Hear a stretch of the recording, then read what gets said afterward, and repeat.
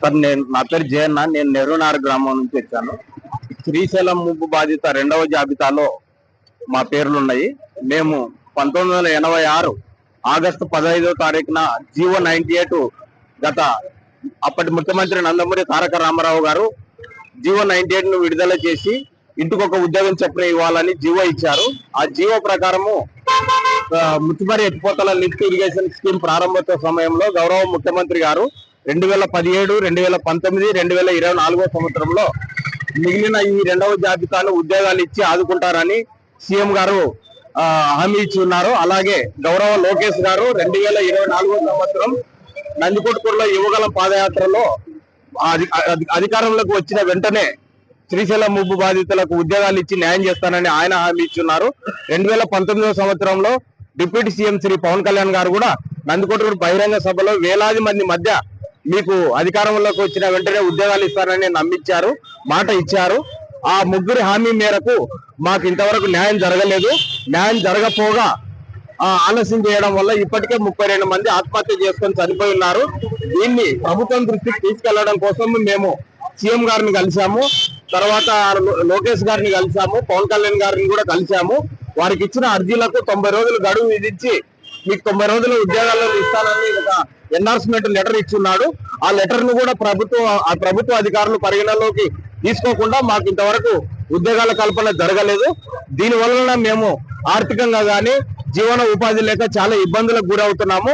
ఎంతో మంది దాదాపు 70 కుటుంబాల ఆచూకీ లేక ఎక్కడ బ్రతుకుతున్నారో చెట్టుకొకరు పుట్టకొకరుగా బతుకుతున్నారని ఈ సందర్భంగా మేము ప్రభుత్వానికి తెలియజేయదలుచుకున్నాము. ఇప్పటికే ఆలస్యం అయింది.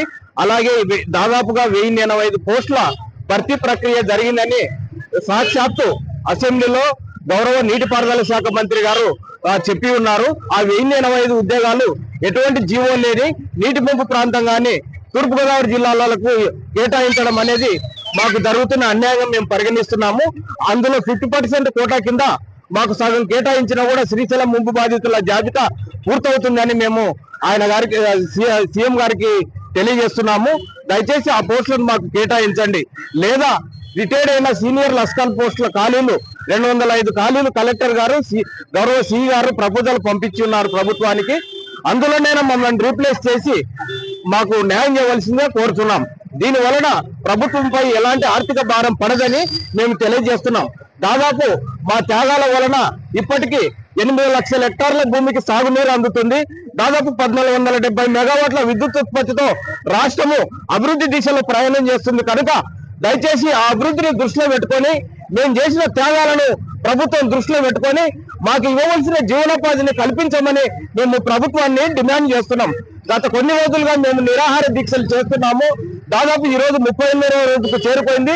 ఇప్పటి వరకు మాకు స్థానిక ప్రజాప్రతినిధులు కానీ ఎంపీ సదరి మేడం గారు కానీ మమ్మల్ని కలిసి మాకు ఎటువంటి సంఘీభావం తెలపకపోగా మా గురించి ఆలోచించడం లేదు, మాకు న్యాయం చేయడం లేదని చెప్పేసి మేము ఈ సందర్భంగా తెలియజేస్తూ వారు ఇప్పటికైనా మమ్మల్ని కలిసి మా సమస్యను ప్రభుత్వం దృష్టికి తీసుకెళ్లాలని మేము కోరుకుంటూ, చంద్రబాబు సార్ గారు మాకు ఇచ్చిన హామీని లక్షలాది మంది మధ్య మీరు హామీ ఇచ్చున్నారు. దయచేసి ఆ హామీని నిలబెట్టుకొని చరిత్రలో నిలిచిపోవాల్సిందిగా చంద్రబాబు సార్ గారిని, లోకేష్ సార్ గారిని, పవన్ కళ్యాణ్ సార్ గారిని పాదాభివందనాలు చేస్తూ అడుగుతున్నాం సార్.